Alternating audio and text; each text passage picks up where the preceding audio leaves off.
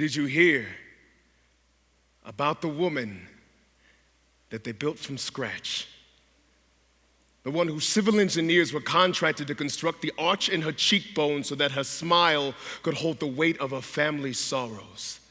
Eyelashes like power lines so that her soul conveyed clear messages from eyes of high-definition plasma crystals. That is, if anyone even bothered looking into them without mixing their signals. Not a perfect woman, not some top model video vixen, a real woman the doctors wanted to construct ground up from the start.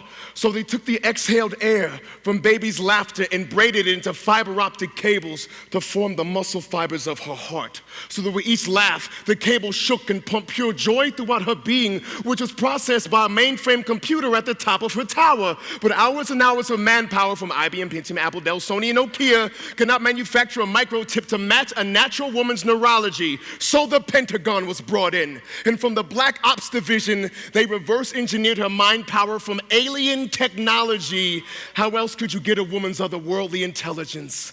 The know-how to unwrap a sperm and egg and unfold a destiny, then iron out the creases to a college degree, then origami paper crane it so it flies on its own, leaving the nest in the direction it was destined to be. A woman knows which toe on her baby's foot kicked her from inside the womb and formed the exact stretch mark on her belly.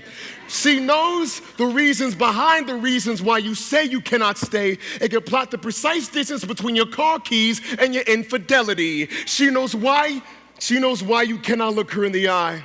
It's because you are what you focus on. And the men most fascinated by cleavage are already boobs in the first place.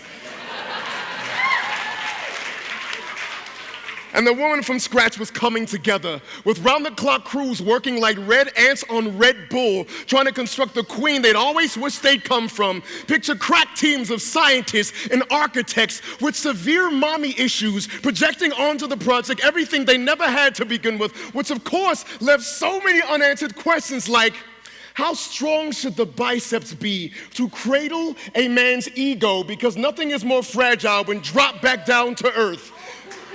The mass alone accounts for 80% of the weight of the world on her shoulders, the other part that comes from the burden of birth. And then the problem was discovered. Amongst all the axioms and formulas, there was one overlooked detail. In the midst of the great scientists, architects, and engineers on the teams, not a single one of them were female.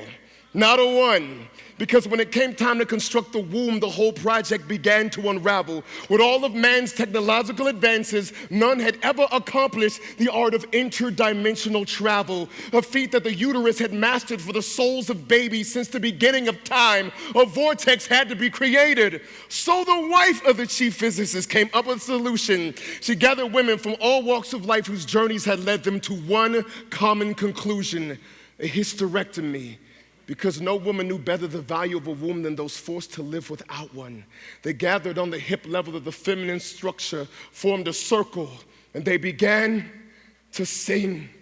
Sing for all the times we tried to recreate women who already existed. Sing for the Botox that stopped the wrinkles when all your skin was trying to do was remember your smile to help your spirits get lifted. For the broken breast implant that leaked for all the tears she kept inside her. For the one-night hit and runs where a woman tried to keep a man by throwing her uterus in front of his tires, hoping that the bump would take him higher so we'd be closer to his potential. And with all the passion in their voices, the vortex began to open up. But what happened after that remains classified.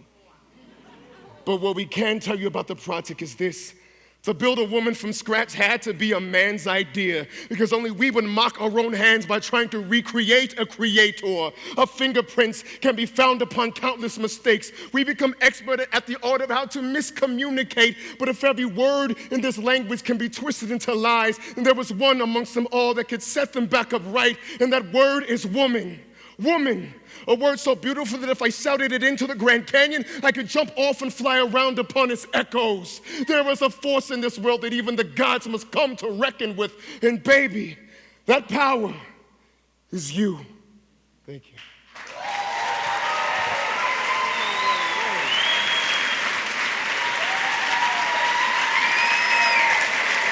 Thank you.